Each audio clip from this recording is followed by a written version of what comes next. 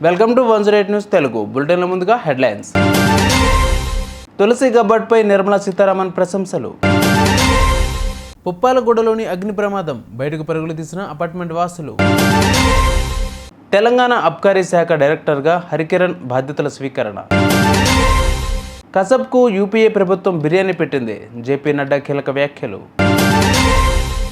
Reliance big ఎంటర్టైన్మెంట్పై 26 కోట్ల జరిమానా.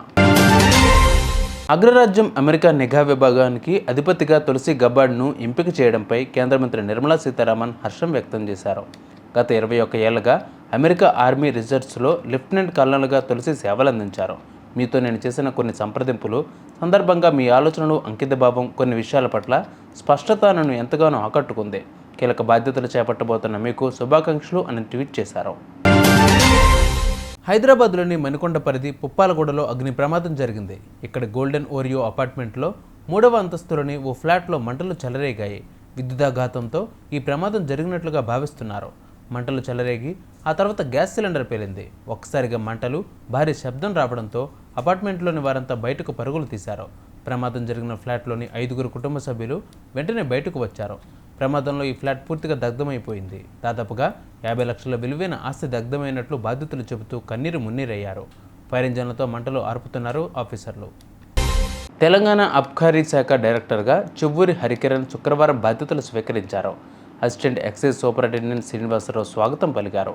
2009 IAS బ్యాచ్లో అఖిల భారత స్థాయిలో హరికిరణ్ 18వ ర్యాంకు సాధించారు. శిక్షణ అనంతరం భద్రాచలంలో సబ్ కలెక్టర్గా, తర్వాత కడప, తూర్పుగోదావరి జిల్లాలకు కలెక్టర్గా, వ్యవసాయ శాఖ ప్రత్యేక కమిషనర్గా పనిచేశారు. ఆంధ్రప్రదేశ్ నుంచి తెలంగాణ క్యాడర్కు వచ్చిన ఆయనను అబ్కారీ శాఖ డైరెక్టర్గా నియమించారు. యూపీఏ ప్రభుత్వం పాకిస్తాన్ పట్ల మెతక వైఖరితో ఉండేదని కేంద్ర మంత్రి, బీజేపీ జాతీయ అధ్యక్షుడు జేపీ నడ్డా విమర్శించారు.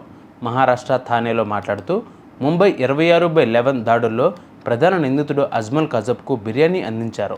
మా హయాంలో పుల్వామాలో దాడి జరిగిన 15 రోజుల్లోనే పాక్పై సర్జికల్ స్ట్రైక్ చేశాం. దీనిపై ఆ దేశం కిక్కురుమనకుండా ఉంటే కాంగ్రెస్ నేతలు మాత్రం ఆధారాలు అడిగారు అని దుయ్యబట్టారు. ఆర్హెచ్ఎఫ్ఎల్ నుంచి నిధుల మళ్లింపునకు సంబంధించిన కేసులో విధించిన జరిమానా ప్రకారం చెల్లించడంలో విఫలమైనందుకు 26 కోట్లు కట్టాల్సిందిగా రిలయన్స్ బిగ్ ఎంటర్టైన్మెంట్ను మార్కెట్ నియంత్రణాధికార సంస్థ సెబీ కోరింది. నోటీసు జారీ చేసిన నుంచి 15 రోజుల్లోగా చెల్లింపు జరగకపోతే కంపెనీ అర్బన్ ఎంటర్టైన్మెంట్కి చెందిన ఆస్తులను అటాచ్ చేస్తామని హెచ్చరించింది. చూసారుగా ఇవాళ బులెటిన్ అప్డేట్స్. మరిన్ని అప్డేట్స్తో మళ్ళీ ముందుకు వస్తాను. అంతవరకు కీప్ వాచింగ్ 108 న్యూస్ తెలుగు.